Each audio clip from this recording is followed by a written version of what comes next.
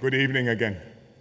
I hope you enjoyed taking a look at the campus and meeting the students here at ITE College Central. I brought the rally to ITE for a serious purpose, to underscore my long-standing commitment to investing in every person, every Singaporean, to his full potential.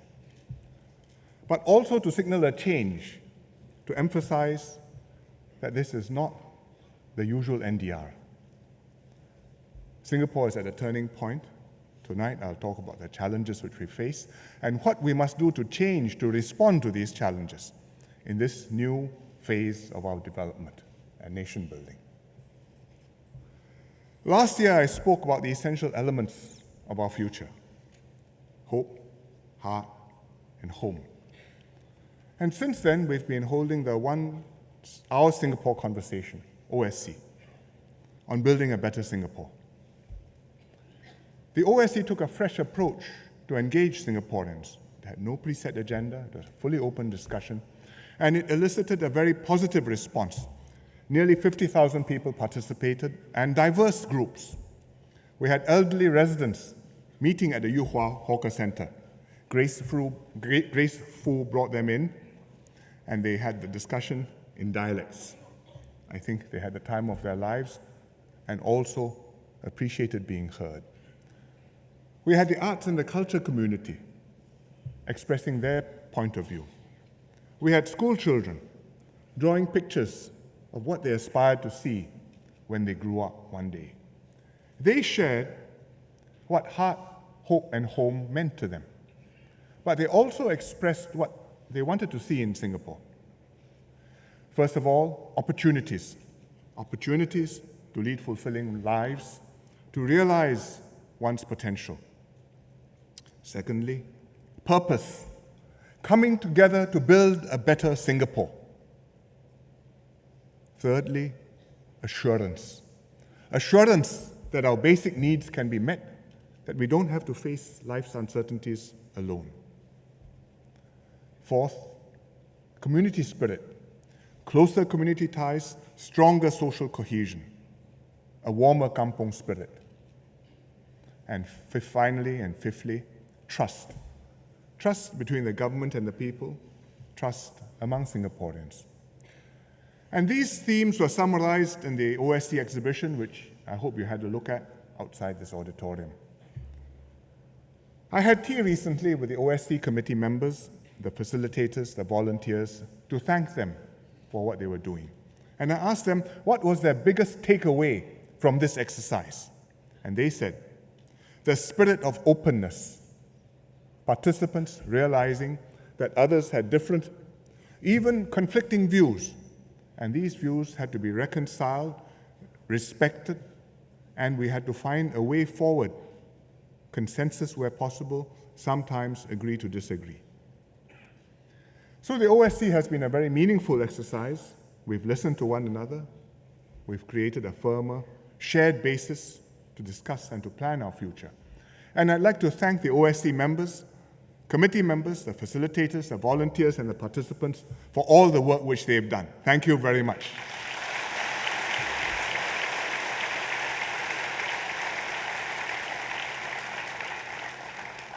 To achieve our aspirations, we need to take into account the world around us. This is a time of rapid change and uncertainty.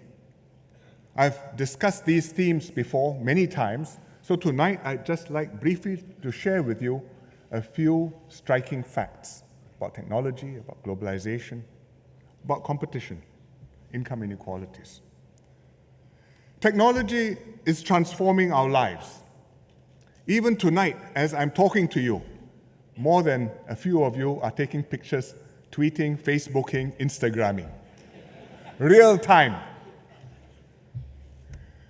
But it's not just social media. We have 3D printing, a machine which can print spare parts, print models, print toys, print pistols, print body parts, organs, print things which can make a difference to our lives, medical devices.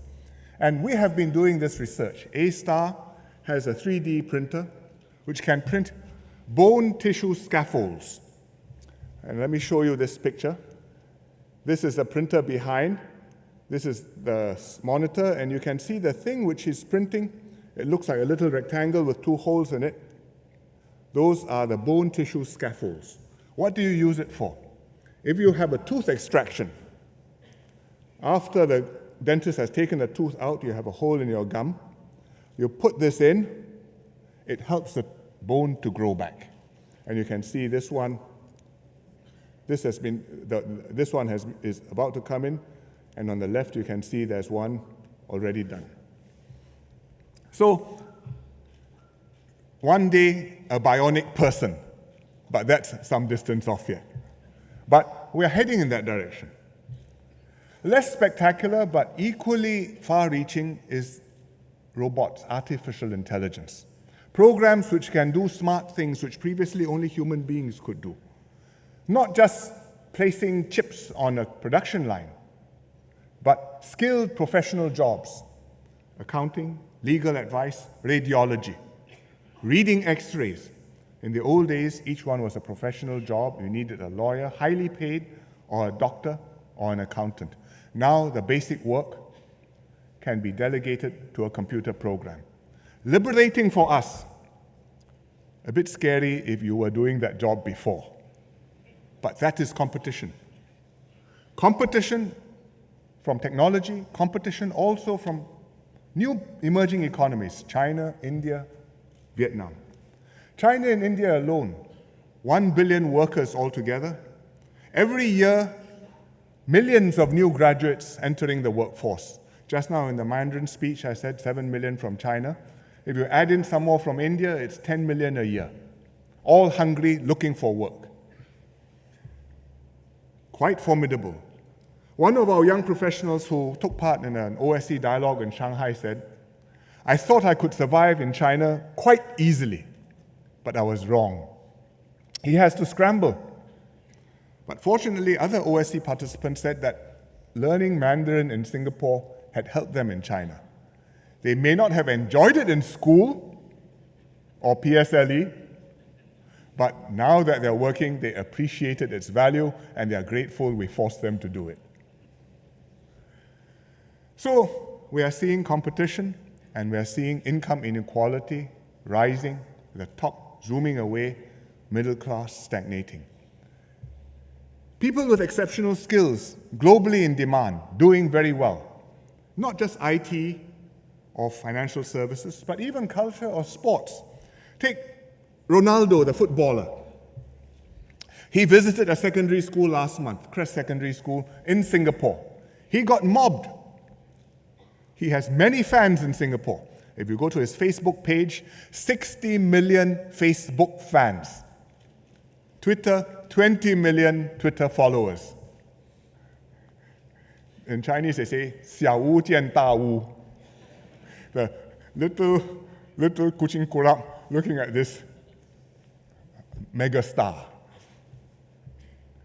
Therefore, spectacularly successful, but not everybody else can be as talented or as lucky as Ronaldo. So people have to work a lot harder, may not be earning a lot more, but enjoying less job security than before.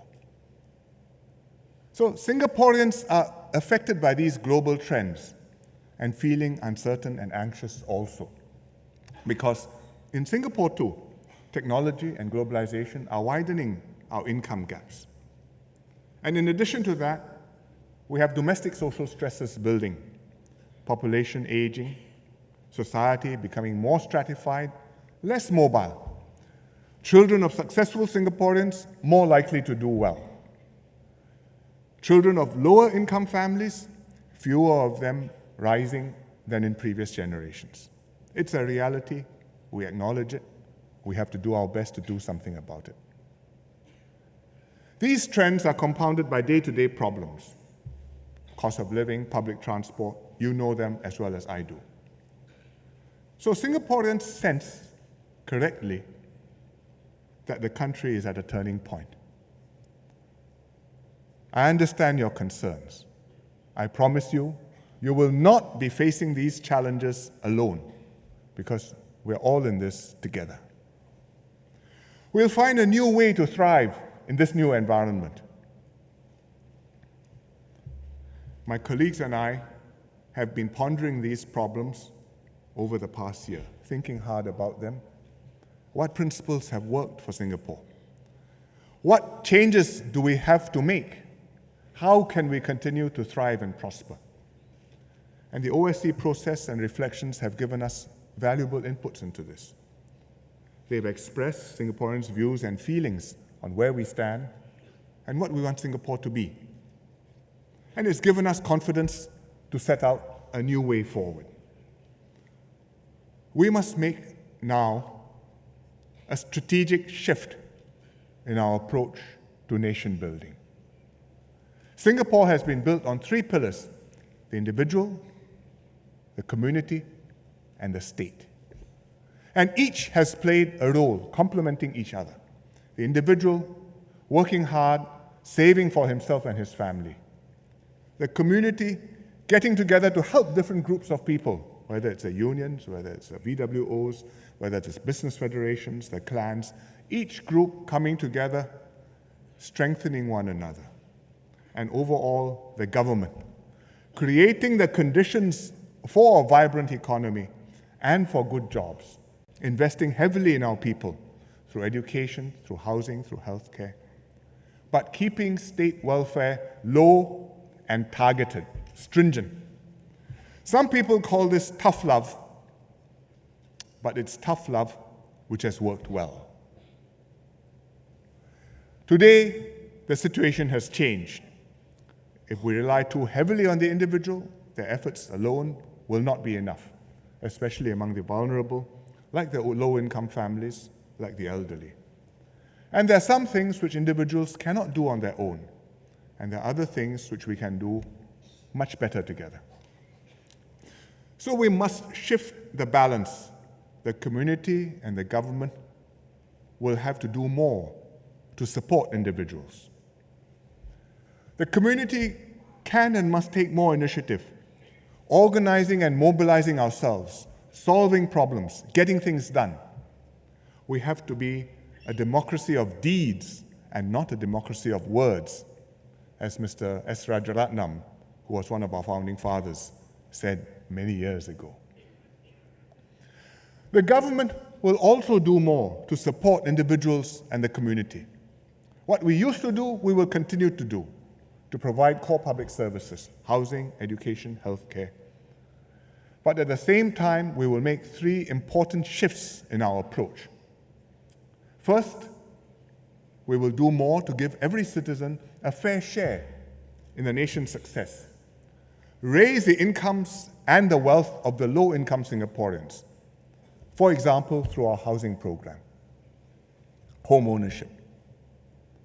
Secondly, strengthen social safety nets. Assure people that whatever happens to you, you can get the essential social services that you need, especially healthcare.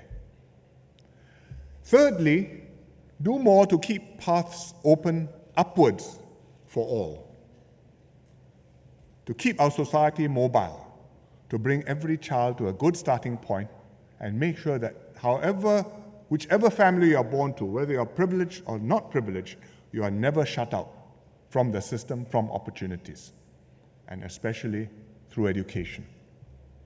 These are three strategic shifts. One, to level up people. Two, to share the risks, to make sure that whatever happens in life, you will not be alone. And three, to keep our system open, mobile, so that if you have talent, you can rise. If you work hard, you can get ahead. We will apply these shifts progressively to all our social policies.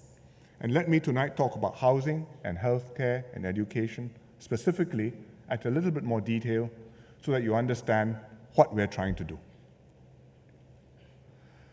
Singapore has succeeded because everyone has shared in the fruits of our progress. Incomes have risen across the board, the values of homes has appreciated, and even poor people are not poor by any international standard. If you take the lowest 1/5 of our households by income, the lowest 1/5, 20% of households, That means about 200,000 households. Each household in this group, each poor household, has on average $200,000 of net wealth in the HDB flat. What does that mean? The household owns a flat. It may be fully paid, it may be not fully paid. If it's not fully paid, you subtract out the mortgage which is outstanding. What is in his name is his, on average, $200,000 per household. No other society in the world has done that. We have achieved in Singapore growth with equity and spread the fruits of growth widely in Singapore. But today, maintaining equity has become harder because income distributions have widened. We are not all Ronaldos, but we do have a few who can do almost as well as Ronaldos, and others along that spectrum. So the government must intervene more to keep ours a fair and a just society. In fact, we've been doing this already in recent years. It's not starting tomorrow, it has started in recent years. Workfare was a big first move. We've got permanent GST vouchers. We've got the special employment credit. Each one of these schemes institutionalize what building blocks of a more active social policy. And we will build on these programs to give those with less a better deal, so long as you too make the effort, give of your best. Housing has and will continue to be an important way to share the fruits of our progress with all Singaporeans and to level up the poor. The HDB program isn't just about the roof over our heads, it's also a valuable nest egg. But it's not just a valuable nest egg, it's also a home where we sink roots, where we raise families, where we build ties, friendships, emotional ties with our fellow Singaporeans. And you can see this in any community anywhere in Singapore, but I give you as an example my Teck Ghee residents. Look at this gentleman, Mr. Ho Tee Soon. He was a sailor all his life. He came back to Ang Mo Kio, settled down 1978. Raised his family there. 4 children, 9 grandchildren. Now he even has 6 great-grandchildren. But he's got friends, he's got family, he's got neighbors. He chit-chats with his friends on his void deck daily. And you take a guess how old he is. He is 104.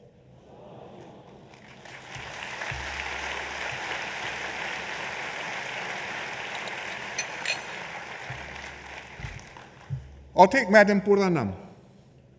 She's lived in Teck Ghee more than 25 years. She sells Indian spices at the Block 409 market. And her regular customers are her good friends. So we want to help Singaporeans own their homes, raise loving families, and build strong communities. Therefore, I believe that home ownership is still a fundamental principle for Singapore. We can talk about rentals, we need some. We can talk about other models, we may experiment. But the core of it, home ownership, 99-year lease, it's yours. In the last 2 years, we've moved decisively to do more to help Singaporeans to own their homes. We've built a record number of new flats, cleared the first-timer backlog. We've delinked new flat prices from the resale market, stabilized BTO prices. We've introduced the special CPF housing grant, targeted for poorer households to buy 2-room flats, 3-room flats. We've raised the income ceilings and relieved the sandwich class. And we've allowed singles to buy BTO flats, something which they've asked for a very long time. And we introduced the NS Recognition Award, NSRA, for NS men.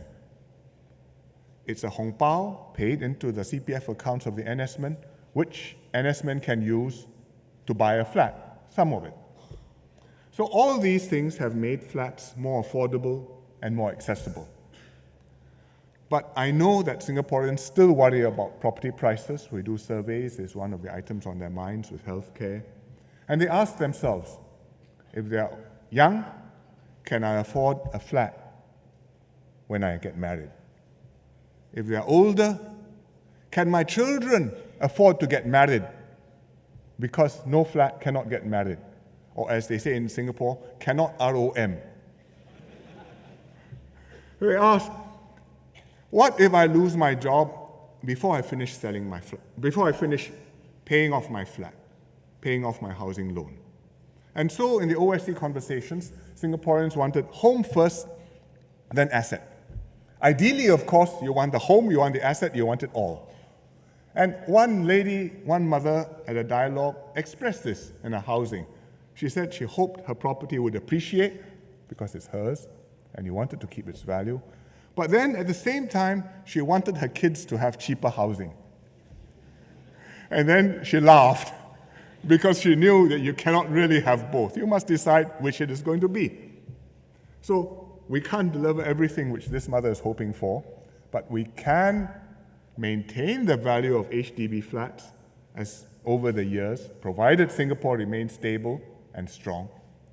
And at the same time, we can keep the flats affordable for future flat buyers. And I will make sure that every Singaporean family who is working can afford an HDB flat. We can do that. What do I mean? A family today, if you're earning $1,000, you should be able to afford a two-room flat. If you're earning $2,000, you should be able to afford a three-room flat. If you're earning $4,000, you should be able to afford a four-room flat. And that is completely possible. And when I say afford, I mean use your CPF mostly and have a 25-year loan, not a 30-year loan, and then in your later years, your income can be used to beef up your retirement savings. So 1K, two-room flat, 2K, three-room flat, 4K, four-room flat. 25-year loan, mostly from your CPF. Can be done. We're almost there. How do we do this? I don't think we want to do this by bringing down the BTO prices, because that, after a while, will bring down all the resale market and everybody who owns a flat in Singapore will be hurt. But we'll keep the BTO prices stable for some time. We'll increase the support for the lower and middle income households. And we already have the mechanisms to do this, to subsidize flat purchases. I talked about the special CPF housing grant just now, SHG. We also have the additional housing grant, AHG, which extends to the middle income families as well, lower middle income households too. So together, low income households and middle income households get a big discount on two-room flat and three-room flats, sometimes more than 1/3 off the price in discounts. But we will do more. For families who are only able to afford two-room flats, I would say the two-room flats are already quite affordable to them. So we are happy they're able to buy the two-room flats. It's a reasonable cost on them every month. But what we should do is to help them when they are ready to upgrade from a two-room to a three-room flat, when they improve their lives. And we will give them some step-up grants to help them to upgrade later on. So from two-room, if you need to upgrade later, you get help from the government. For others buying three-room and four-room flats, the lower income, the lower middle income, first-time buyers, three-room and four-room flats, we can also do more. The three-room flats, relatively speaking, are less of an issue, is more affordable. The four-room flats is okay, but I think we can give more help to the households who are buying them. So we'll extend the special housing grant, which is now only for two- and three-room flats. We'll extend that also to four-room, and we'll also aim that a bit more broadly. Instead of only for the low-income households, we'll aim that also for the low and the middle-income households.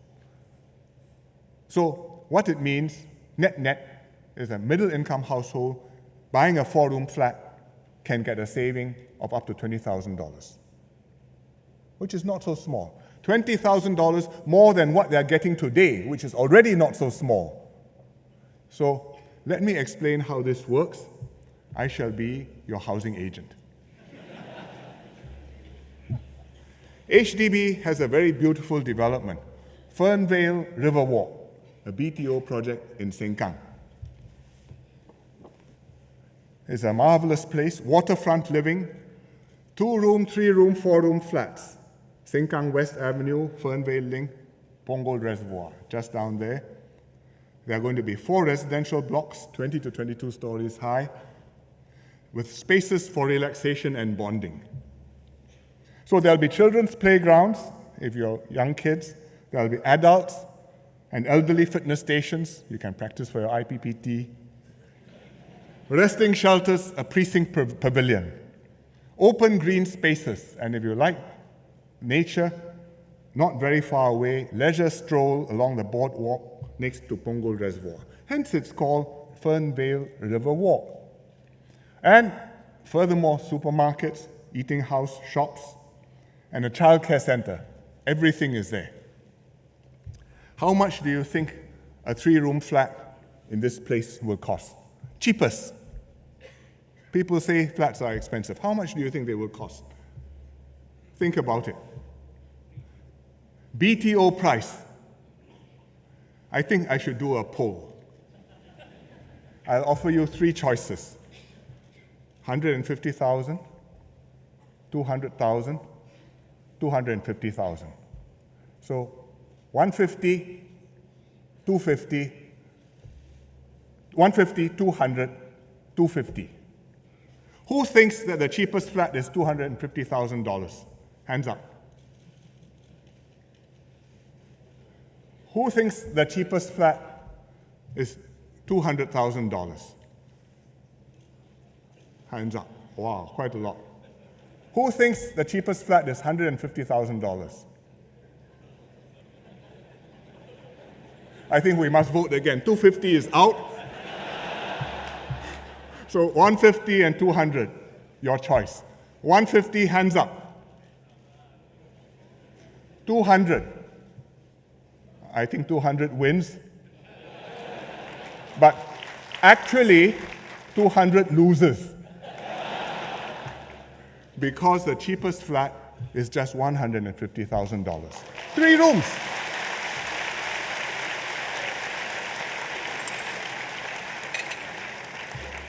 Posted price. So if you add grants, add subsidies, low-income families pay even less. But people will say, it's such a cheap flat. So let me take a typical flat in Fernvale Riverwalk, typical 3-room flat, and let me show you some sums. I'm still your HDB housing agent, remember. But not getting any commission from Corporate One. So a typical Fernvale 3-room flat, BTO price. Let me go through, show you the arithmetic, because afterwards we got a stall outside you can sign. 3-room BTO flat, typical price is a bit more than 150, but not much more, is $170,000. Okay? Now, let's assume that you are one of the $2,000 households income buying this flat. What grants are you going to get? Existing, just the present arrangements, you will have $45,000 of grants. Already, various things. But now, because we've changed our SHG, you will get an extra $10,000 of grant. And furthermore, if the husband is an NS man, which I think most Singaporeans will be, from the NS Recognition Award, he'll have another $4,000 worth of grant down there. So the net price to him, buying the flat, if you have your calculators, is $111,000. Yow, yow, yow. So when you think it's $200,000, I think that may be the impression, but it is not accurate. It's actually a lot more affordable than you think. And if this household takes a 25-year mortgage, how much will the monthly repayment be? $427. So the CPF can pay all of that, cash repayment every month, 0. So it's not bad. It's so attractive that some people will now ask, how about the 4-room flat? So let me show you the 4-room flat sums. Price typically, I take a typical flat again, is $285,000. It's not the cheapest is about 250 odd, but I use a typical example. Household income for this family, let's say $4,000. Husband and wife working, not hard to achieve.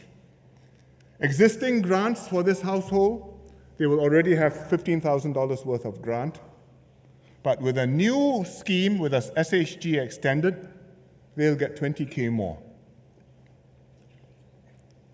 And I assume this is also an NSman, $4,000 of NS recognition award going in towards the flat.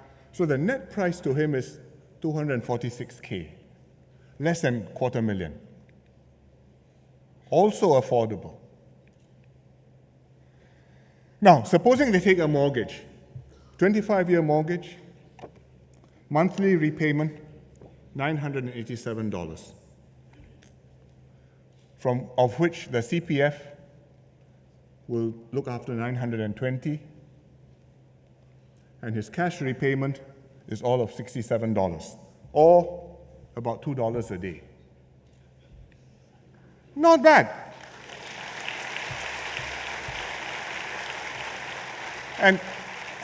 And people say HDB is making money. Something is wrong. This is how we are making HDB flats more affordable, and especially more affordable for the less well-off Singaporeans. So we have made, let me summarize my points. We've made significant moves in recent years. Tonight, what I've announced is another significant move, but it's not the end of the story. We will monitor closely how well people can afford housing in Singapore. And over time, as it becomes necessary, we will do more to help the lower and the middle income Singaporeans own their homes.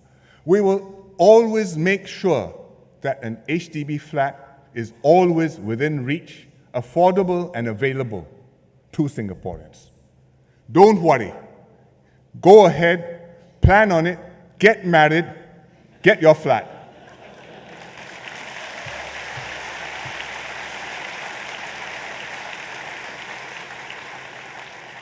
If you make the effort, the opportunities are there in Singapore. Besides housing, we'll also give Singaporeans more assurance over life's uncertainties, especially healthcare. Working adults feel the pressure, taking care of growing children, also looking after elderly parents. People with chronic illnesses worry about the cost of consultations, the cost of medicines. Maybe a few cents a day, but day after day, year after year. When you have high blood pressure, the doctor prescribes something to you. He says, please take this. Please take this for the rest of your life. And you have to take it seriously. Older people worry about the medical bills which they may face and worry about the burden which they may place on their children. So we will improve healthcare financing to give Singaporeans more peace of mind. First of all, let me talk about outpatient care because that's a significant part of it. And then let me say something about inpatient care, which is actually a lesser problem, but is a big worry to many Singaporeans. But first with outpatient care. One group which is concerned with outpatient care is those with chronic illnesses, like Mr. Teh Siew Mo, who's 59 years old, has high blood pressure, and regularly visits his GP for checkups and medication. And as I said, high blood pressure, you have to take the pills for the rest of your life, and the consults and the pills price adds up. So how is he being helped? He's being helped through the CHAS scheme, Community Health Assist Scheme. He has a blue card. Every time he visits his doctor, he gets a subsidy up to $80. Helps pay for the consultation, helps pay for his medications. It's a big saving for him. He has a blue card, his wife has a blue card, his father, his sister, they all have their cards. But he has 2 children, teenage, 15 and 17, and they don't have CHAS cards. Why? Because for CHAS, when we made the scheme, we set a lower limit. You have to be 40 years old before you can join the scheme to get it started. Now that the scheme is well launched, we have 300,000 people on CHAS. System is working nicely. I think we remove this flaw, and younger Singaporeans will also be able to join the CHAS scheme, including Mr. Tay's 2 children.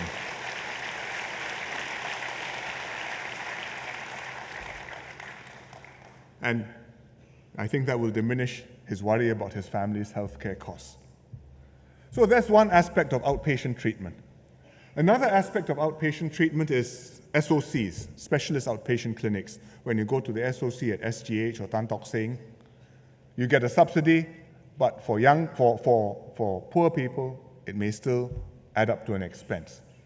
So we will increase the subsidies for the lower and middle income patients who are visiting specialist outpatient clinics, and we will means test these additional subsidies so that we know we can target them to the people who need them.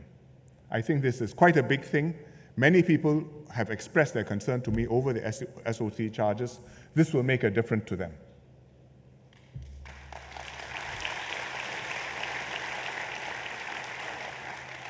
The third big thing on outpatient treatment, but this is something which will take us some time to do, is MediSave. Many people have asked for MediSave to be used for outpatient treatments. Most recently, Dr. Lam Pin Min chaired a committee, the GPC, put up a report. He asked, can we use MediSave for outpatient treatments? And I think they are right, we should do this. In principle, this is sound, it's personal responsibility. I save, I use the money when I get sick. If I didn't save when I get sick, I must scramble for the cash, it's a problem. We want to move in this direction. We've already taken some steps there. You can use it for chemotherapy, you can use it for major outpatient operations, but you go there, you do the operation, you come home. But I think you can extend it further, and especially for old people, we can extend it further. We'll be studying carefully how to do this. So thank you, Pin Min, for your suggestion.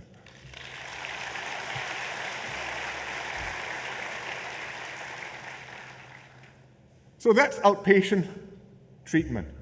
The other aspect of this is inpatient treatment.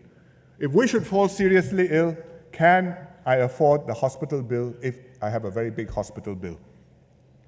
In reality, there are very few such cases. I wanted to look for a good example for tonight. I scanned all of my MPS cases over the last 1 year. I had 140 medical cases, which in itself is already not a very big number, but none of the 140 medical cases had huge hospital bills. So I asked MOH, please find me a good example. MOH scanned their database. They also found very, very few examples. So in fact, if you're on MediShield, which most people are, you don't need to worry. Can I have a show of hands? Who is not on MediShield down here? Nobody. So you're all right. Oh, you should be all right. But I know that even though I can explain this to you and you can understand what I'm saying, people still worry. And some people don't have MediShield cover, and they could have a problem.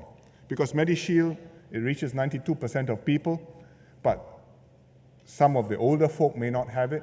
Some of the people who have pre-existing conditions may have fallen out, may not have it.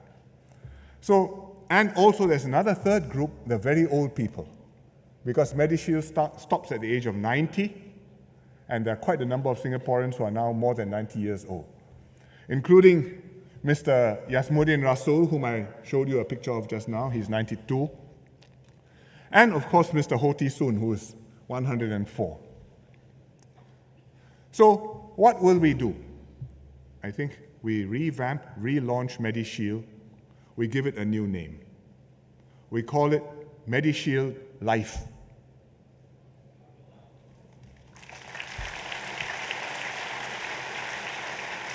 Why MediShield Life? because it will cover you for life.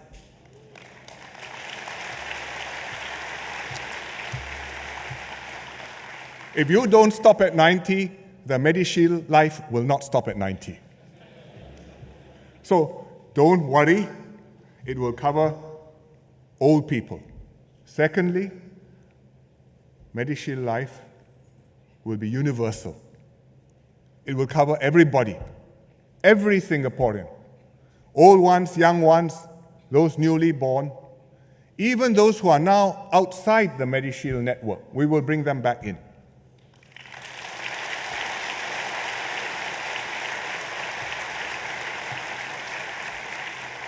You may be elderly, you may have dropped out, you may have pre-existing illnesses. We will bring you back in. It may cost you a bit more, but it can be done. There will be no more opting out from MediShield.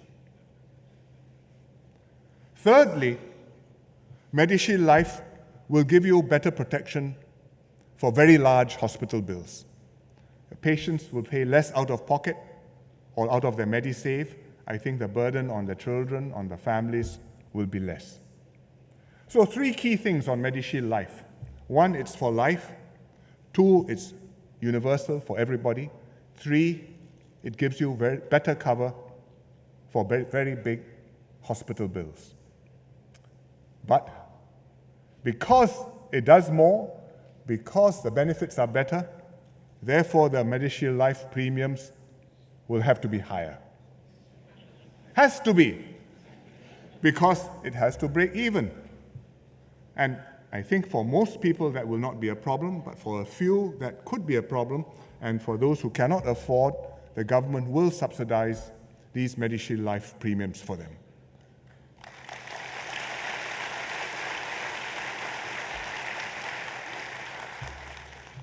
This is a very, very major step. We've thought about it long and hard, we've argued it, we've decided we need to do it. But how exactly to design the scheme, I think we need to take some more time. And we need consult, get views. So we're going to do a public consultation, seek views before we decide on the details of the scheme. And it'll take a year, maybe more than that, but I think it's important that we try and get this started right, because it's a very important step towards providing people protection and assurance that medical care, you can be taken care of. And one group which we need to take special care of is our pioneer generation. They are special. They are the ones who worked hard to build today's Singapore. The generation of independence, 60s, 70s, 80s, they made this place. They enabled us today to enjoy these facilities. They earned less than us. They had fewer safety nets when they were working. They brought up this generation. And they paved the way for us to live a better life than themselves. That was their goal. They achieved it. And I think we should know that, and we should be grateful to them. Now, mostly they are retired, at least in their late 60s, many older. And we must take special care of this pioneer generation in their golden years. We've recognized them and given them something extra. Every time we've had a bonus exercise, a scheme, Minister for Finance, each time we design a scheme, we distribute something for the senior citizens, the pioneer generation, something extra. Whether it's home care subsidies, whether it's GST vouchers, whether it's a resilience package, we make sure that they are treated different. And I think in these new healthcare arrangements, we will likewise make sure that they are well taken care of. So we'll have a special pioneer generation package to help pay for the premiums for this group under MediShield Life. Make sure that our pioneer generation will be well covered and will not need to worry about healthcare in their old age. I think we owe it to them.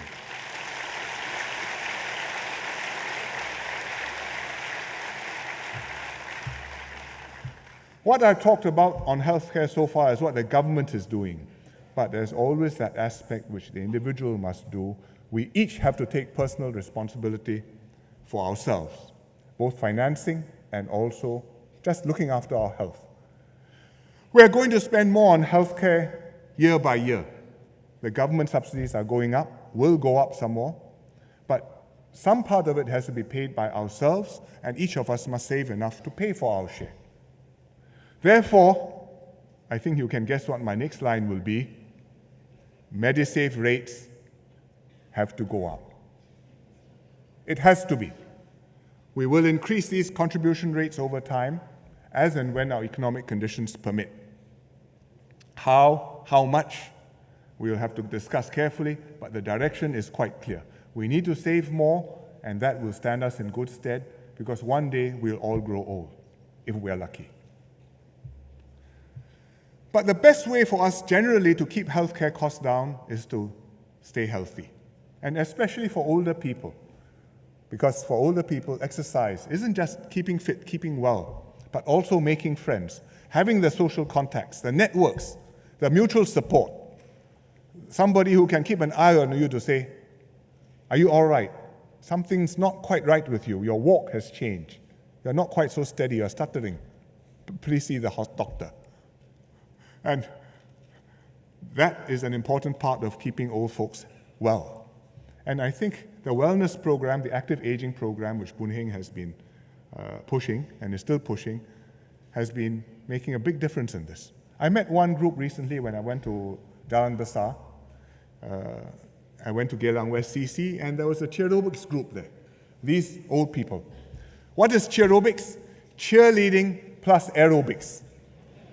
Cheerleading is something which usually teenage young people do at football games, prancing around and throwing people up in the air. But old folks can do cheerobics too. Let's see.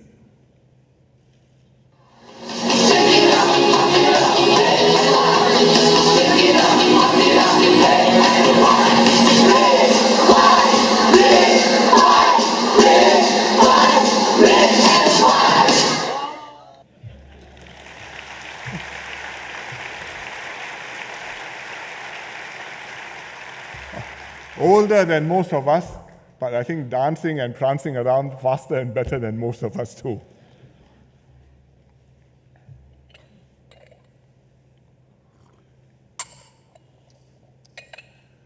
The third major shift which we will make is to do more to keep paths upwards open to all, wide open to all. Keeping paths wide open has been a fundamental principle for Singapore for a very long time. It's how we've enhanced our human potential, how we've created hope for every Singaporean. And it's especially true in education. And that's why we've invested in preschool, adding 20,000 places in the next 5 years, as I said just now in Chinese. That's why we are going to contribute to EduSave accounts of every child between the age of 7 and 16, whether they are madrasa students, homeschoolers, overseas students, which I said in a Malay speech. These are signals that we value every child and that we want to give every person the best possible chance to start off well in life. Education is a big concern for parents and students because it plays a big role in shaping one's potential and opportunities in Singapore. Parents know that. They want the best for their children. And therefore, when it comes to key education milestones, these are high-stress moments for the whole family. Whether it's P1 admission, whether it's PSLE, the whole family gets involved. There are two different perspectives on education, on schools in Singapore. One is the MOE perspective. Every school is a good school. Whichever school you go to, whichever class or principal you have, you will get a good education. And we give every school the teachers, the resources, the backing. We help many of our schools develop niches of excellence. We make sure that the whole system is of a high standard. Every school is a good school. But parents and students have a different perspective. They accept the MOE argument, but they still have strong preferences for certain schools.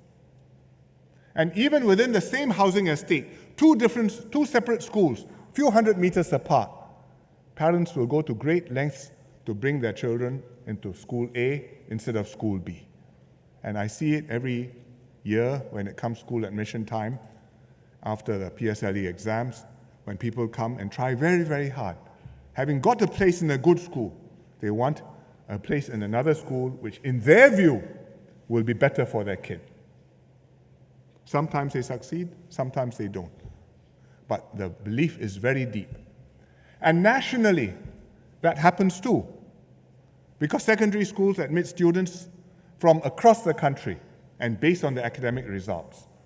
So the result of parents looking for what they think are the best school and consulting websites like kiasuparents.com, I'm past that point, but I haven't reached kiasugrandparents.com yet. But the result of that is certain top secondary schools get a very high concentration of the very good students, or at least the students with the very good results.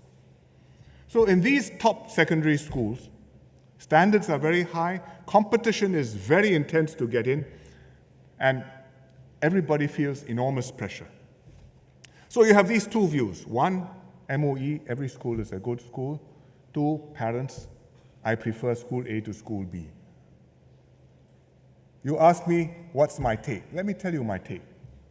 I believe we can make every school a good school. And we have done a lot of that to ensure that every school provides a good education for the students. We give them the resources, we give them the good teachers, we emphasize values, and we've made a lot of progress towards this goal. I asked MOE for some examples. They gave me two examples, both from Bukit Batok. I think the MP will be pleased. But the first one is Bukit View Primary School, where children perform drama to develop their confidence, and they put on performances. The second one is Hillgrove Secondary School, where they do flight and aerospace education. And this thing which you see buzzing around, this is one of the super light kites with propellers which sometimes come put on a show at National Day. So every school is a good school. And I push MOE very hard to give the schools the resources, the good principles, the flexibility, the authority to teach students according to their students' needs to make the system work. And it's a philosophy which is not just for schools, but even post-secondary levels. You look at this ITE campus, $500 million of investments. $500 million. Passionate lecturers, high-quality programs. Therefore, students proud of themselves, wanting to be here, confident that beyond this, there are many possibilities in life. So, we want every school to be good. But I'm a realist. I accept that parents and students will always carefully choose which schools to go to. And I think it's good that parents compare and choose schools, because it puts pressure on the schools to know that the parents are watching and that it makes a difference how they perform. But it's important that parents compare and contrast and choose on the right basis. Not just examination grades, but also how well the schools are really educating their children. Because you may have good grades because your children happen to be bright, but you may not be doing anything from them. They may be just educating themselves. You may have children who are not so naturally talented, but good education, you improve their performance, you make a big difference to them.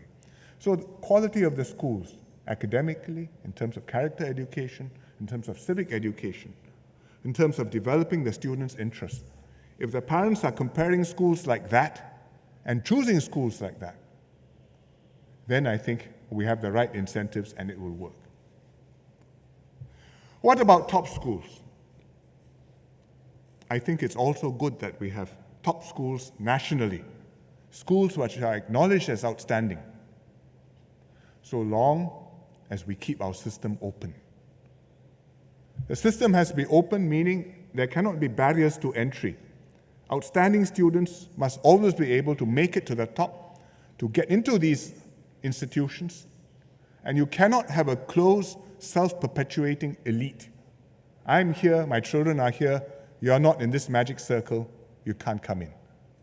Some societies become like that. We must never become like that.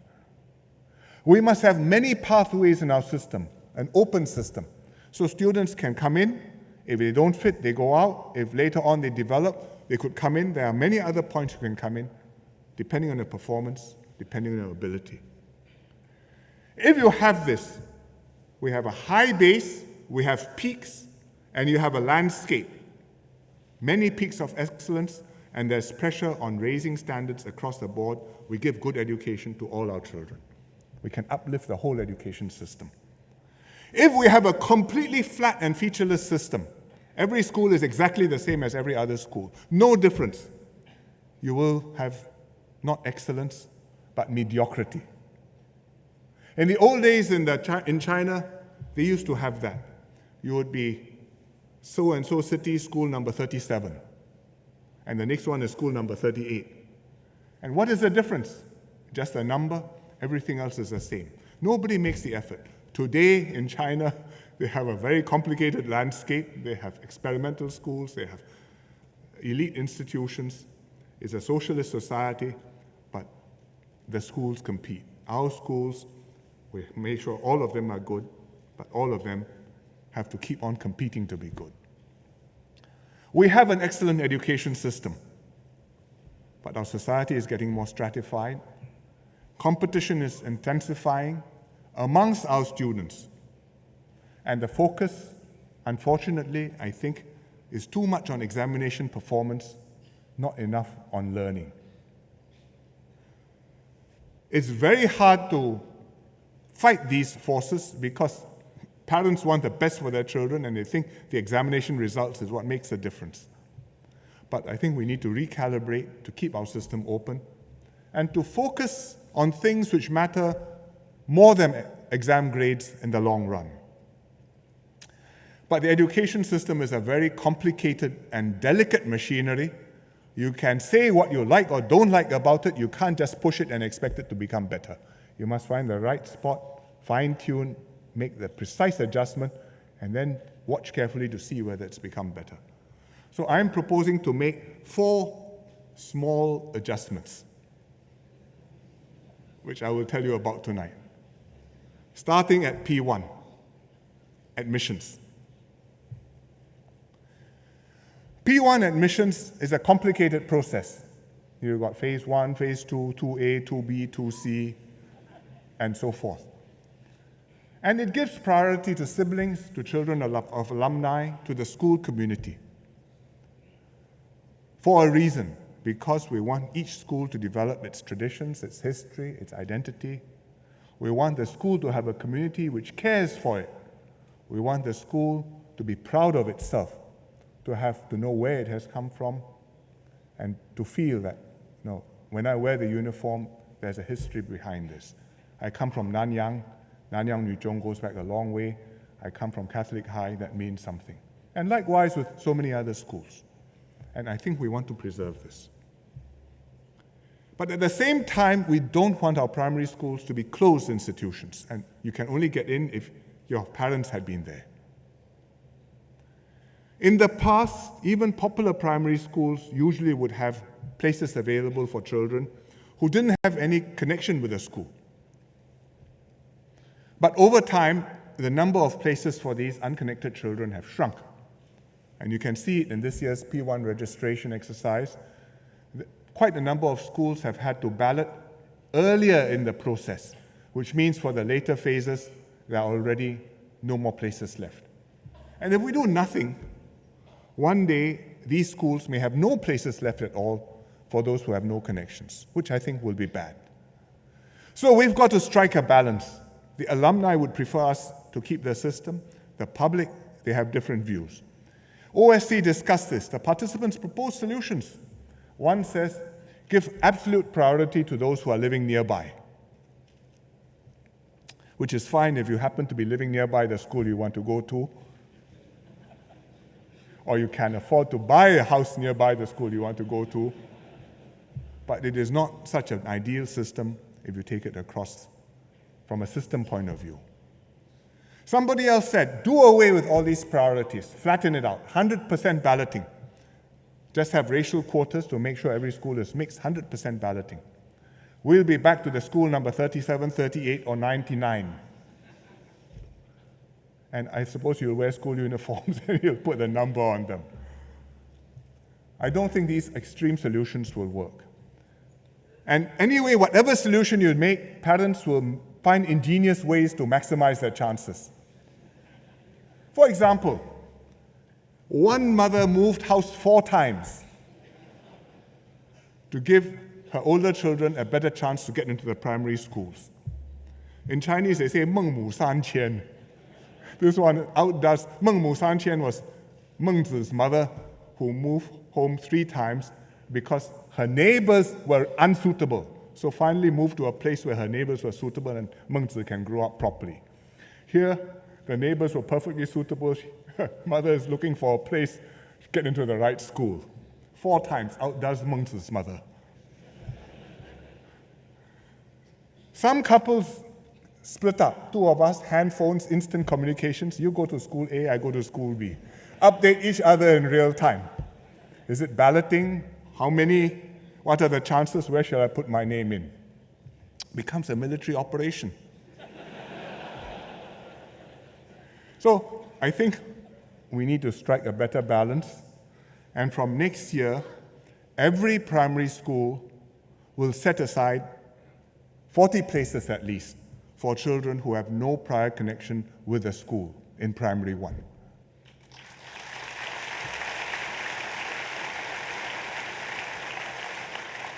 And we'll give every Singaporean child a chance to enter the primary school of his choice. Doesn't mean we will be able to accommodate everybody. There may be a scramble and you'll have to ballot for these 40 places, but at least the school will be open. It will never become completely closed. But at the same time, we are continuing to upgrade the quality of every primary school. And MOE has asked me to say this again, and I say it with conviction. We are doing this. You can take it on faith from me that I'm going to invest in all of the schools, and whichever school your child gets into, we're going to try and do our very best for him or her.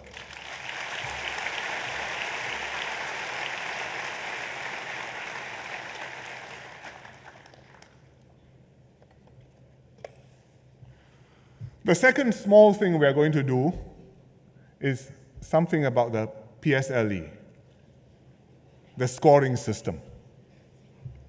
The PSLE is one of our most important exams, or at least many parents think that the PSLE is one of our most important examinations.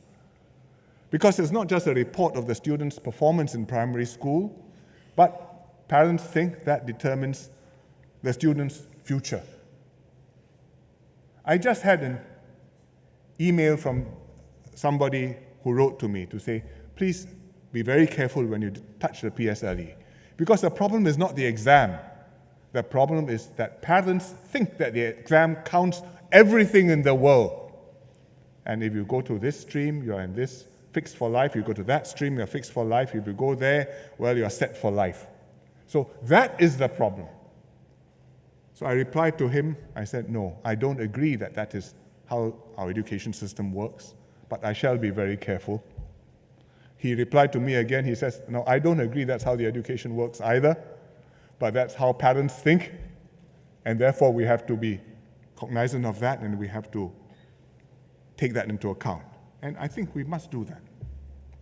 But whatever it is, because of all this, because of the way the parents think, there's a tremendous stress when it comes to the PSLE exam. The whole family takes the examination.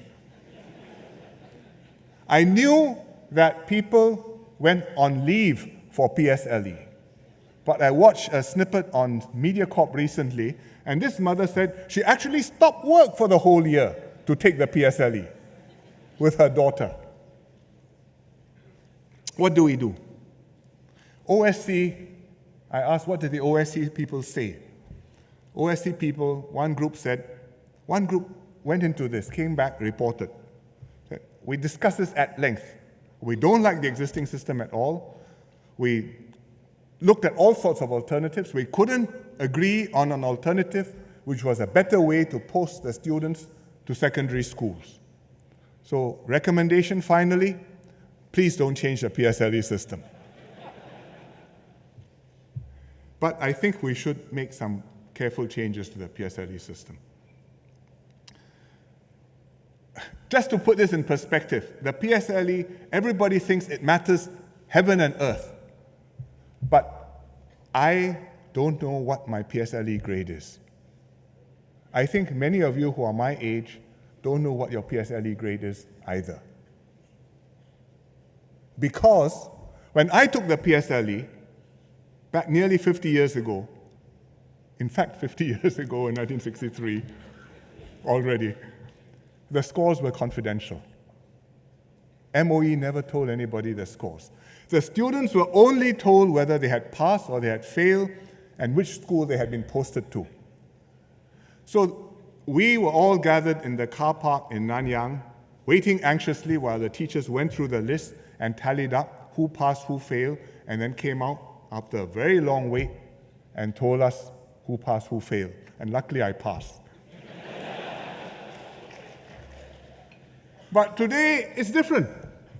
Today everybody knows his T-score. Not just everybody knows his T-score, everybody knows his friend's T-score and his friend's son's or daughter's T-score. And when they meet, they compare notes. Says, how much did your daughter get? Wow, 230. Not bad. Can get into this school or not? And what about him? Did you hear that one went to 180? Wow, don't know what happened. It happens. So I don't think it's a good thing. 1 point difference in the PSLE score, 230 versus 231, may make all the difference in your secondary school posting.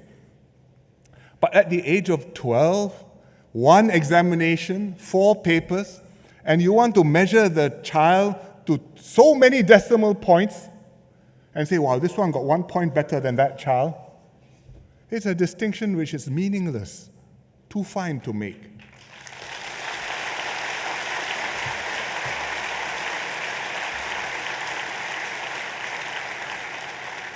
Who is going to grow up abler, more committed, more capable, better contributor to society? At the age of 12, you can guess, you cannot tell. Certainly you cannot tell based on 1 point difference. And I don't think we should decide secondary school postings based on such fine distinctions. So we will score PSLE differently. We will use wider bands for grades. O-levels is like that, A-levels is like that. O-levels, you have an A1 all the way down to 9, which is a fail. A-levels, I'm not sure how exactly, but you also have A, B, C, D, E. But I think if we have a system of grades like that rather than precise scores, it will reduce the excessive competition to chase that last point. If you get an A star, that's an A star. It doesn't matter whether it's 91 A star or 99 A star. It's an A star, and that's good enough. And you don't have to chase that last point. And then you will be able to sit back and you have space to educate and develop the students more holistically. But what I'm talking about is what we are intending to do.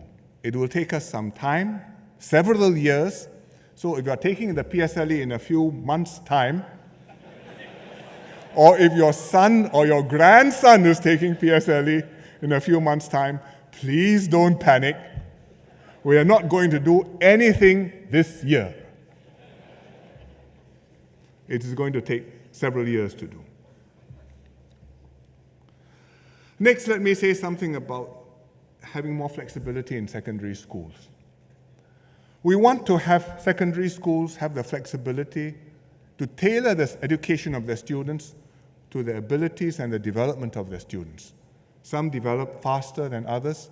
Some have interest in certain subjects more than others. Some are good at all subjects. A few are weak at many subjects. And we have to have a system which can fit each of these cases. And we will adapt it to that person. Already we have some flexibility between points, between PSLE to N levels or O levels to A levels. You can cross over. You're not fixed in one stream or one course. And we have students who have made this and transferred. For example, I have two young people here who have made this. I have Lim Chi Siang, who's here with us this evening. And he went from EM3, he went to a normal academic stream in Siling Secondary School. He went on to Yushin JC. And after JC, he's made it to NUS to study physics. He's now doing NS, but after NS, NUS is there. The place is there available to him. So the system has given him the chance, the time to develop, make sure he learns properly. Next stage, take a bit longer, 5 years rather than 4 in N levels. Then JC, he made good, now he's going to university. Or another example, Ahmad Muhammad bin Rosman, who had a difficult family background. He went from EM3 to normal tech. Many people don't prefer normal tech. From normal tech, he went to ITE. ITE did a good job with him. He did well. He skipped the higher NITEC course. He's entered Singapore Poly, and he's doing a diploma in visual effects and motion graphics. So one day he'll help me make graphics for my presentation. So we want more people to be like them, and we will create more flexible choices in secondary schools. And we'll do this progressively. And this move, what we will do, is allow secondary 1 students, whichever stream you're in, you can take a subject at a higher level if you've done well in that subject in PSLE. So you may be in normal academic, but if you have done well in maths, you can do that subject at O levels when you go to secondary school. You may be in normal tech, you're good in languages, you can take languages at N level or at O level when you're in secondary school. You'll have that flexibility so that you can learn each subject at a pace appropriate to you. You can build on your strengths and build up your confidence, your pride, and then you can go further and fulfill your potential. I think this is one step in the direction to making our system more open, more flexible. Finally, go ahead.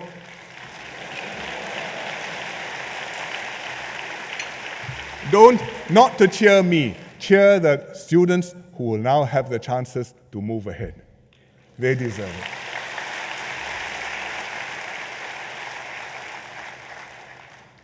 it. Finally, let me say something about the top schools. This is a somewhat awkward subject. We want every school to be a good school. Why are there top schools in Singapore? I think there are top schools in Singapore. It's good that we have these outstanding schools in our system. Very high standards. It's a tribute to the teachers, to students, and also to our education system. Many of these schools have long history and traditions, some even longer than Singapore's. And over time, they've produced many leaders. Leaders in the private sector, leaders in the social services, leaders in the government. They have produced not just successful people, but pillars of our society. Not the only way to do so, but a significant number of people have done so.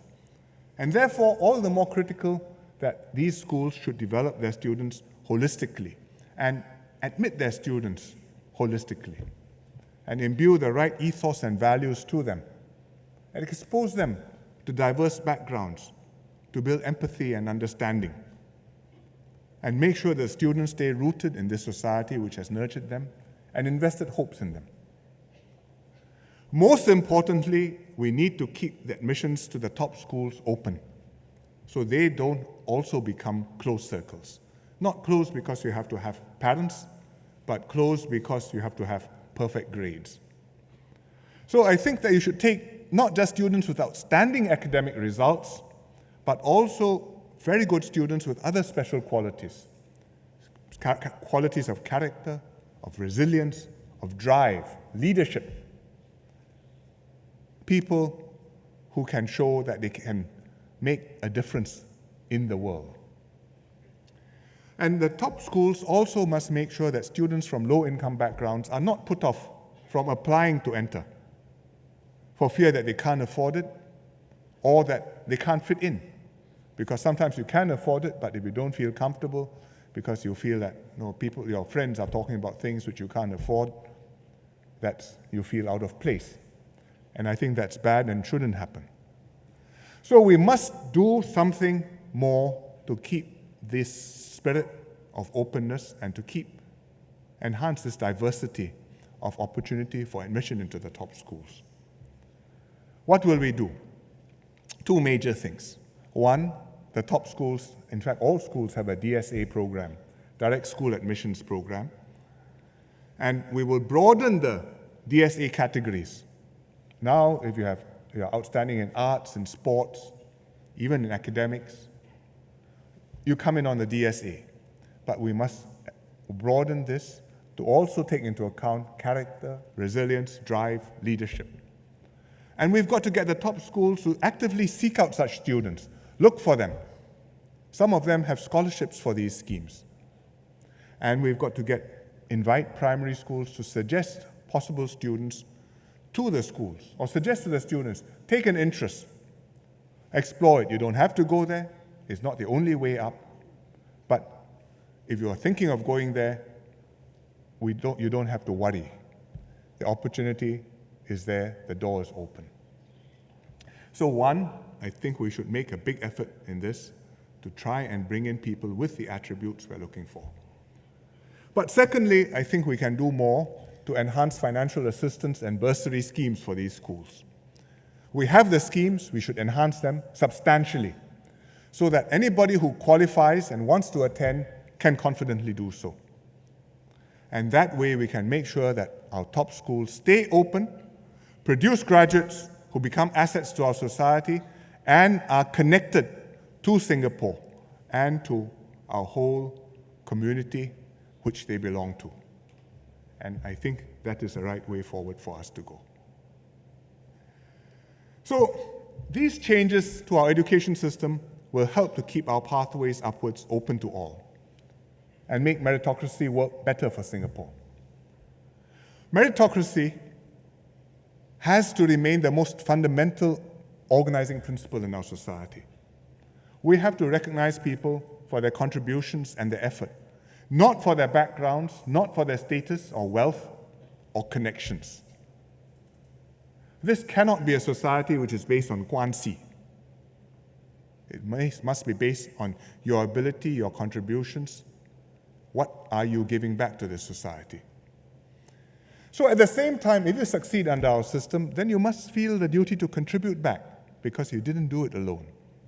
And therefore, if that works, we invest in you, you give back, then everyone will benefit from the system and will see it as fair and good for them. And ESM Go recently went down to RI for alumni dinner, and he described this as building a compassionate meritocracy. And I think he was exactly on the point. One good example of this in action is Dr. Yeo Ziling. She's here with us this evening. I met her and I thought I should tell you about her. Dr. Yeo Ziling became blind at the age of 4. She studied at the Singapore School for the Visually Handicapped. She didn't go to a brand name school. She went to Bedok South Secondary School, Serangoon JC. But she had an interest in mathematics. She was good at it.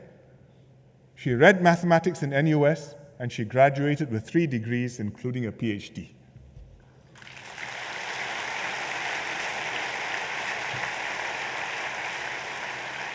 In maths, I stare at a page of maths with the formulas. I don't understand what's going on sometimes.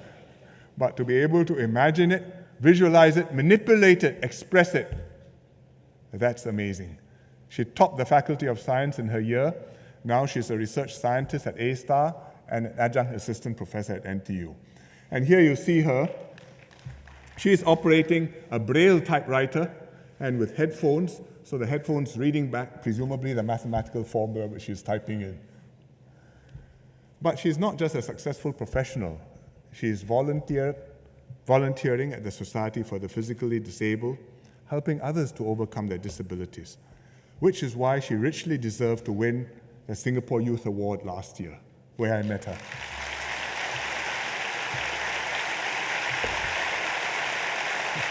Well done, Zilling.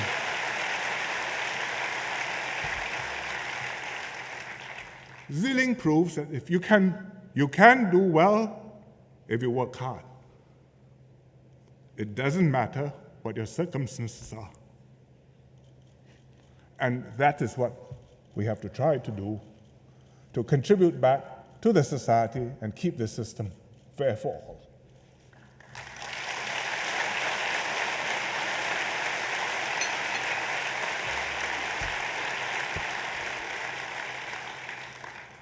I've described how the government will do more in this new balance.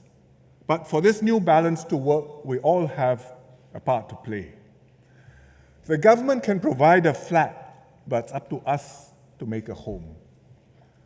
The government can make healthcare more affordable, but it's up to us to take care of ourselves and one another. The government can make our education system more open, but it's up to us to seize the opportunities and realize our potential. The community will also have to do more to complement the individual efforts and the government's programs. And the community is alive and well in Singapore. We saw it during the recent haze. We had young people like Sylvester Yeo, who donated his own money to provide N95 masks for elderly cleaners and hawkers.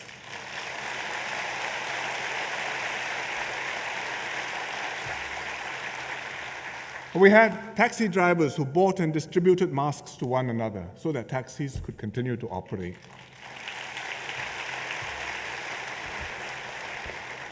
And we have grassroots efforts to deal with day-to-day issues. I came across one example recently in Siglap, Loyang Villas, which is a private estate, where Dr. Maliki, who's the MP, worked with them to solve a problem. They had a problem of indiscriminate parking, which I think many private estates have. So they had a dialogue. Dr. Maliki encouraged them to come together and work out a solution among themselves. So the residents set up a task force to study the problem and discuss what could be done. And the task force produced a code of conduct for responsible parking. Code of conduct. Item number 2. We should park at least one vehicle within our porch or driveway. Makes sense, right? Item number 3. We should not place objects to choke parking spaces. So, hence you see the dustbins down there, I presume now removed. They saved on parking aunties, and maybe the other estates can learn something from them.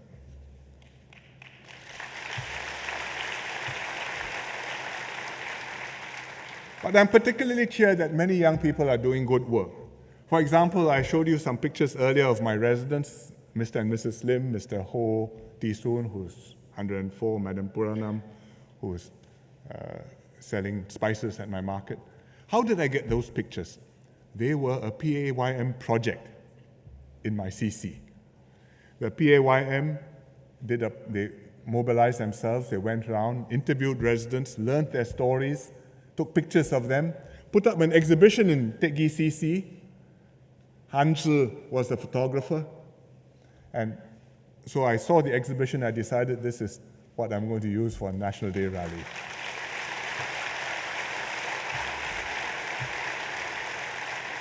Thank you very much, Han Zhi. Other students are more ambitious. They go overseas to do good work. Singapore Poly did a project Nepal, Never-Ending Passion and Love. They went to Nepal and they did a project building classrooms for the children there. You can see it's hot and dusty, but it's a good experience for them. So we want to encourage more young people to build a better world and a better Singapore. You are our future. You're idealistic, full of energy and passion.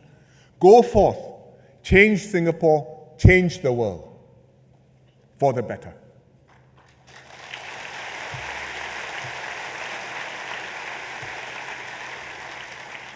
To help you do that, we will set up a youth volunteer corps. We will expand the opportunities for young people to do projects in our community, especially students in our post-secondary institutions, in the ITEs, in the polys, and the universities. The Youth Corps will provide resources to support you, funding to start your own projects, allowances to take, say, a term off for full-time community service, grants, so after graduation, you can continue serving the community. It will offer mentors to guide you, advise you, make the most of your efforts. It will match you with critical community needs, help you to make a difference to our nation. These new policies, housing, healthcare, education, are very significant shifts. They are part of our new way forward. But our ultimate destination and core purpose have not changed. We want to ensure that every Singaporean shares in the nation's progress. We want to support the less fortunate and the vulnerable. We want to create opportunities for Singaporeans to do your best and ultimately to build a stronger Singapore. It's going to take some time to work out the policies and programs and to realize this new balance between the state, the community, and the individual. It's going to take still more time to show results. And we will assess how our strategies, our policies, and programs turn out. And then, as we gain experience and as our needs evolve, we will take further steps carefully forward. We are not taking these steps because our system is bad. On the contrary, we are starting from a strong position. Whether it's housing, whether it's healthcare, whether it's education, whatever our qualms, whatever our grumbles, whatever we may gripe about it sometime, it's not perfect. But by international standards, they are all excellent. And that is a fact. Even transport, which worries many Singaporeans, we are making progress with new buses, with new train lines, with new free early morning MRT rides into the city. And even the baseline, by international comparisons, honestly speaking, not bad. And I'm glad that some people appreciate our transport system, like this couple, Mr. and Mrs. Wesley Lim.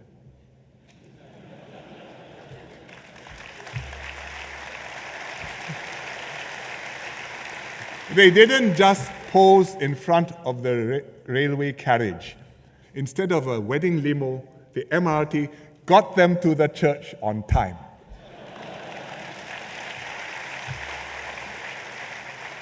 And as Wesley said, the ride of our lives. Who needs an S-Class when you can have an $8 billion Circle Line? So I encourage more of you to do that. Our new strategic direction will take us down a different road from the one that has brought us here so far. There's no turning back. I believe this is the right thing to do, given the changes in Singapore, given the major shifts in the world. We proceed, but let me sound a word of caution. All this is not without risk. Other countries have tried to do similar things in the past with the best intentions, but ended up with unwanted outcomes. America has the highest healthcare spending in the world. Their outcomes are worse than many developed countries, including Singapore. Finland, comprehensive protections for workers, yet 20% of youth unemployed. Despite a good economy and a good education system. It could happen to us. Therefore, We have to tread carefully, beware the pitfalls. We will do more for the low income, but we cannot undermine self-reliance. We will increase healthcare spending, but we cannot encourage overconsumption and unnecessary treatments. We'll make the education system broader and more open, but we cannot compromise academic standards and rigor. And finally, of course, all good things have to be paid for. Yes, for now, we can afford these measures from existing revenues. In the longer term, their costs will rise, especially healthcare costs. MediShield Life and the additional subsidies, over time, the amount will grow year by year. Today, people accuse us, why are we spending so little on healthcare? One day, we'll be lamenting, why are we spending so much? How do we save? The risks are there. We have to realize this. We have to be prepared to pay for this, whether by raising taxes, whether by cutting back on other spending, if we want to keep the social safety nets and the programs. We cannot saddle our children's generation with debt so as to pay for our consumption. And I think Singaporeans know this. When I posted onto my Facebook page what I was going to talk about at the National Day rally, one reader commented, Julie Chin, on my wall, and she spoke absolute sense. She said, "I just hope any changes are not populist ones that aim to appease the angry, entitled populace and put the burden on our kids and grandkids in the future. I would rather I have it tougher now, just so my kids will not have a heavier burden to carry later." And I think she spoke absolute sense. We are here now because our parents had it tougher and built this for us. For us to say, let's be comfortable and let our kids take care of themselves, I think that's irresponsible. We must pass on to our children a better Singapore than the one we inherited. And we owe it to them to do so. Just as we owe what we have today to our founding generation. Dr. Goh Keng Swee, another of our founding fathers, once said, "We must not think of where we are as a pinnacle of achievement, but as a base from which to scale new heights." And I'm glad that our young people are up to this challenge. On National Day last week, I opened the newspaper, or rather I looked at it on my iPad, and I was greatly cheered to read a forum page letter from a young lady, 15-year-old student, Ms. Jiang Ko Lin. And she said, "Singapore is not perfect, and there may be flaws, but if we don't fight to protect and build it, no one else will. It's precisely because Singapore is not perfect that my generation must remain here, working to further improve it. We are all still learning, so have a little faith in our country." And she quoted Mr. Lee Kuan Yew, what he said back in 1967. "There's tranquility, poise, and confidence in Singapore.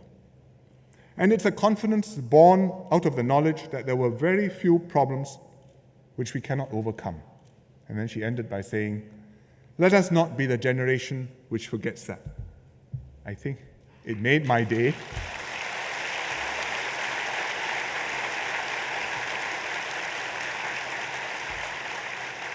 And if our young people feel like this, then I think it's our responsibility and my responsibility to make sure that, in fact, they are able to fulfill their dreams.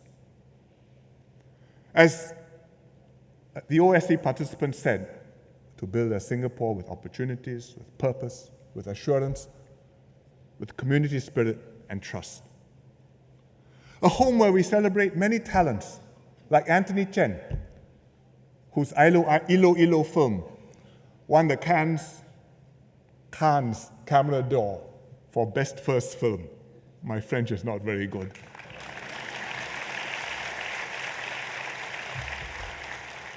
Or the Lions 12, who won the Malaysian Super League after 19 long years.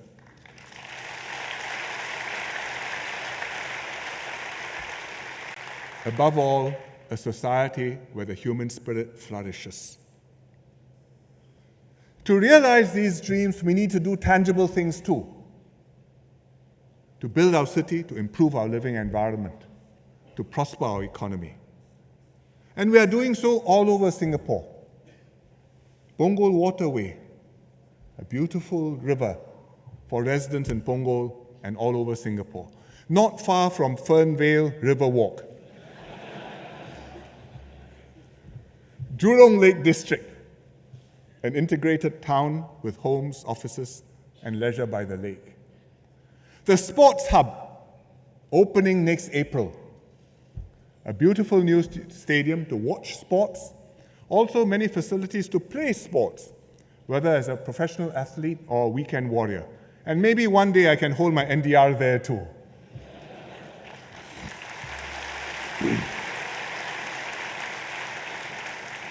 These are things already happening, but beyond that, we have to plan and dream and build for the very long term. Take, for example, Changi Airport. What is Changi Airport? To travelers, an icon of Singapore. To Singaporeans, a welcome landmark, telling us that we've arrived home. To me, it's a part of the Singapore identity, a symbol of renewal and change. I was one of the first passengers to use Changi Airport in 1981. In fact, I took off on a test flight before the airport opened. I was a guinea pig to help test the airport systems. MINDEF charter flight training to some secret place. And we took off middle of the night, went through immigration, customs, search, and they picked up my knife in my hand luggage. Fortunately, it was an experiment and I kept my knife. But they were on duty, it worked. We arrived home a few weeks later, Changi Airport. Paya Lebar had moved to Changi. Changi was in full business. We found then Changi a vast improvement compared to the old Paya Lebar Airport. The control tower was especially beautiful. But Changi Airport is more than an emotional symbol. It is how the world comes to Singapore and how Singaporeans connect with the world. It's why we thrive as an international hub for business, for trade, for tourism. The airport and all the things which are connected with the airport, all the related services, they provide a lot of jobs in Singapore. I won't ask you to guess how many, but it's 163,000 jobs in Singapore. 6% of the GDP. And it's all levels of society. When air travel goes down during SARS, during a recession, taxi drivers feel it immediately, especially the taxi drivers living in Tampines and Pasir Ris. Nearby, business is down, the queue at the airport of taxis becomes longer. But the airport is also the reason for our vibrant aerospace industry and the popularity of our aerospace courses in schools. For example, here in ITE College Central, we have an aerospace engineering course. In fact, there's a 737 outside, a real aeroplane here to train our students, avionics, airframe, mechanics, engines. I posted this picture on Facebook. Somebody asked, is that real or is that a Photoshop?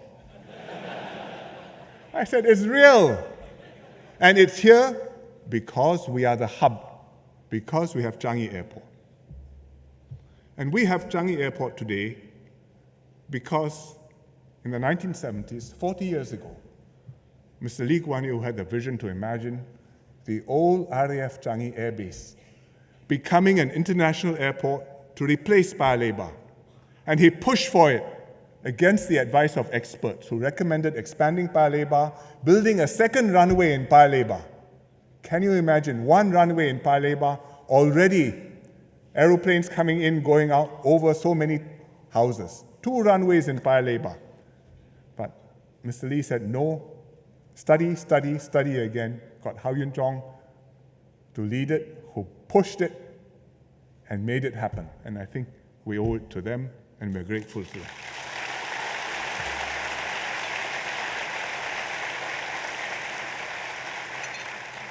So we inherited this. but we have also progressively expanded and upgraded Changi over the years. Now, 3 terminals, handling 51 million passengers last year. Can still grow some, but approaching its limits. And the business is growing. Passenger traffic is up. All over Asia, middle classes are traveling, air travel is booming. People are going on holiday, doing business. Singaporeans are traveling all over the world. National Day weekend. How many of you were not in Singapore? I was recently on holiday in Japan, went to Mount Fuji. I met more Singaporeans on Mount Fuji than Japanese. Other airports in Southeast Asia are expanding to take advantage of these opportunities.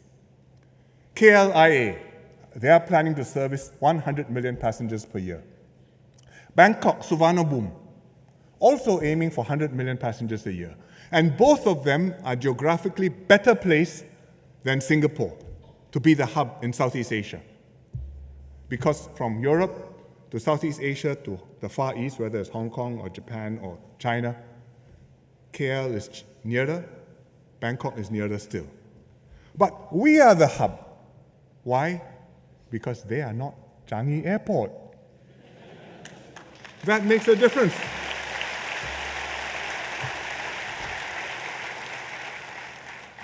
Now the question is, do we want to stay this vibrant hub of Southeast Asia? Or do we want to let somebody take over our position, our business, and our jobs? That's our choice.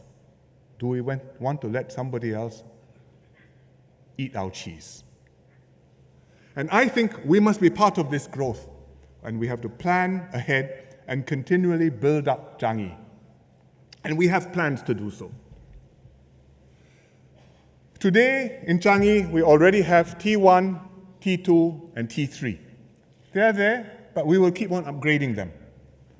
We are building a new terminal. There was a budget terminal. They said they are rebuilding a budget terminal. Next thing I knew, it became the T4. I told them it doesn't look like a budget anymore. But the business is there. It will be good. And we have one more trick. Outside T1, we'll build something special. There's a car park there, open air car park, since the beginning.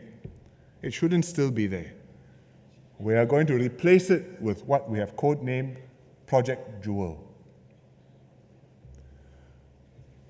Project Jewel, it looks like this, will expand T1, so T1 will be connected with it, as will the others.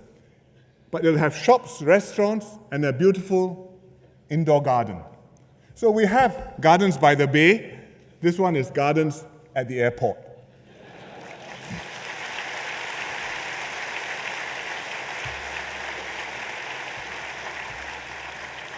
Not just for visitors, but for Singaporeans too. Families on Sunday outings. Students maybe studying for exams. Newlyweds taking bridal photos. For the longer term, we are already planning T5. T5 sounds like a terminal, but actually it's a whole airport by itself, as big as today's Changi Airport. But connected together so it all operates as one, 2 runways, 3rd runway, new T5, doubling the capacity, starting working now. Target date, mid-2020s, 12, 15 years' time. And this is how we can stay the hub in Southeast Asia and create many more opportunities for Singaporeans. But this is just one phase. Beyond this, we have further bold plans because we are going to build a new RSF airbase and a new runway at Changi. Changi East Air Base. And why are we doing that? Because if we do that, we can move Paya Lebar Air Base to Changi East. And free up Paya Lebar Air Base. You look at this area, it's 800 hectares. It's bigger than Ang Mo Kio, it's bigger than Bishan. But it moves out, we'll build new homes, new offices, new factories, new parks, new living environments, new communities. But in fact, it's not just this 800 hectares, because if you move the airbase, you remove the height restrictions on a big area around the airbase, which are now constrained because you have to take off, you have to land, you have to provide safety. And that frees us to develop new exciting plans for the big chunk of eastern Singapore, going all the way down to Marina and Marina South. So you're talking about 2030 and beyond, and it won't fully happen for maybe 20, 30 years after that, because houses are built, houses don't need to be pulled down overnight. But the potential is there, we can dream. Besides Paya Lebar, we also have plans for our port in Tanjung Pagar. Tanjung Pagar, with Brani, with Keppel, with Pasir Panjang, is one of the busiest ports in the world. Business is good, the port has been very successful, it's growing, it's reaching its limits. So we are building a new port in Tuas, bigger, more efficient, almost double the present capacity. And then we can stay a hub port and make sure the business stays here. And when this is done, we can move from Tanjung Pagar to Tuas. Starting 2027, when the port's leases expire, and when they move to Tuas, we will free up the prime land in Tanjung Pagar. And there, we can build a southern waterfront city. This is a satellite picture, so you can see it all on one screen, but it's a huge area. It's 1,000 hectares, 2.5 times the size of Marina Bay, all the way from Shenton Way to Pasir Panjang, from the east all the way to the west. These are very ambitious long-term plans. It's an example of how we need to think and plan for our future. And it reflects our fundamental mindset and spirit to be confident, to look ahead, to aim high. If we can carry off these plans, we don't have to worry about running out of space or possibilities for Singapore. We are not at the limits. The sky is the limit. We are creating possibilities for the future.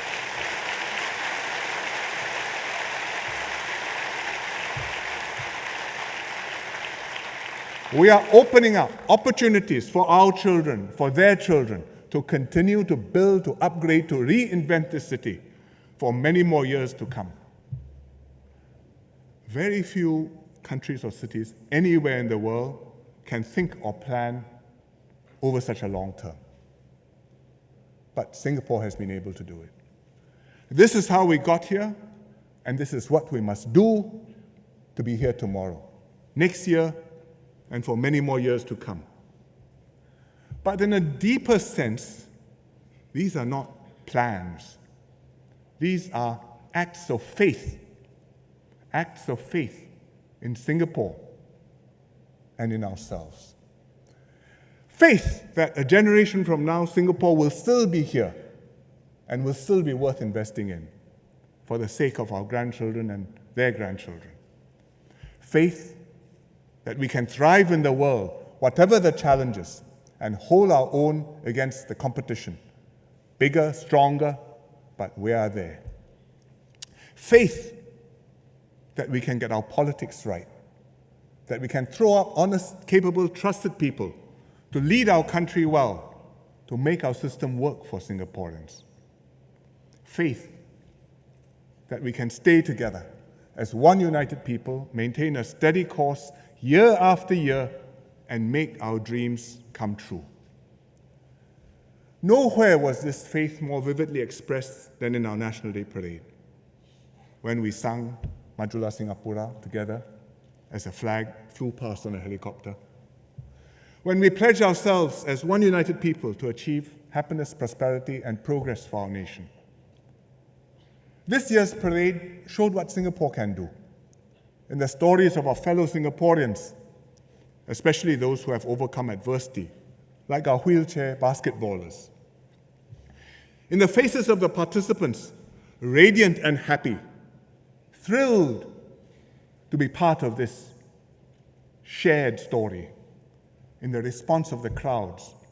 Crowds at the platform, crowds around Marina Bay, crowds before TV screens and monitors all over Singapore, in fact, around the world. Watching them, feeling them, made me and my colleagues more determined to do the best for Singaporeans. They bolstered our conviction that it's worth doing and we can do it.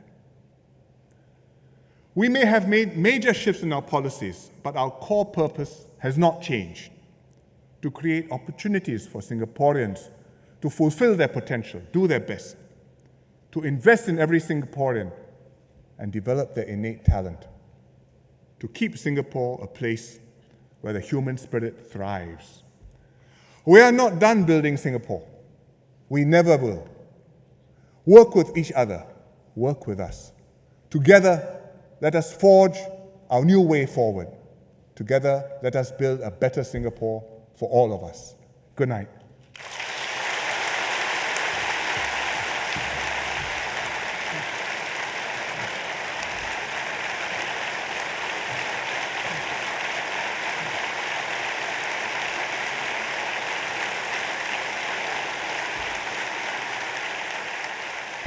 Thank you.